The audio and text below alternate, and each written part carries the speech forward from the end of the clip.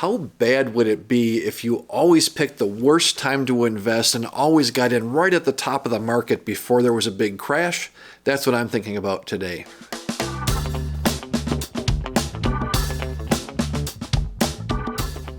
What's been going on in the markets these days? We've been getting a lot of questions from clients about how to think about investing and what should they do with their money and how to avoid, big declines.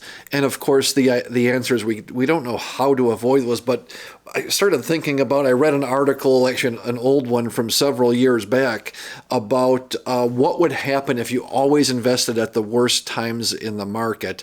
And it's about 8 years old, but the point is really interesting. Of course, the data doesn't change over time. And what the writer did was said, listen, what if you take somebody starting in 1970 and they're going to save $2,000 a year, and then they're going to pick and then decide they're going to save that in their piggy bank and then figure out when to invest it. And then in the 80s, they're going to save $4,000 a year, in the 90s, $6,000 a year, and then the 2000s, $8,000 a year until they got to be age 65. And so what they did, they took a look at this and they ran some numbers. They said, listen, the person saved for the first couple of years, they got to $6,000 in their piggy bank and decided, hey, the market's really been going up, let's invest.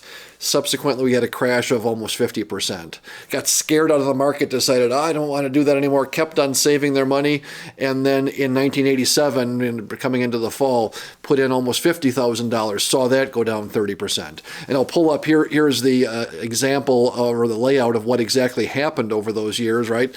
Put in almost $70,000 at the end of 99, right at the end of the tech bubble, and then $65,000 right before the credit crisis dropped things by 50%, right? So you take a look at this timing in the market, put in almost $185,000 with the worst possible market timing. What did it look like when they retired? They had $1.1 million.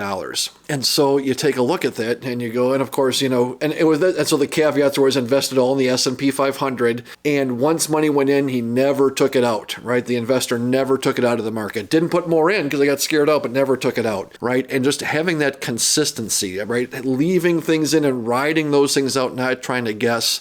And of course, this is a hypothetical example. Nobody would do this. It doesn't make sense. But just that idea, right? This feeling of, golly, if I invest now and it goes down 30%, it goes down 50%, I'm getting close to retirement and I can't afford to go through 2008, 2009 again. God, it's so frustrating. It's so scary feeling. But you take a look at some history and you go, oh, wait a minute. If you dollar cost average, if you have a different program, you're not going to invest always at exactly the worst times.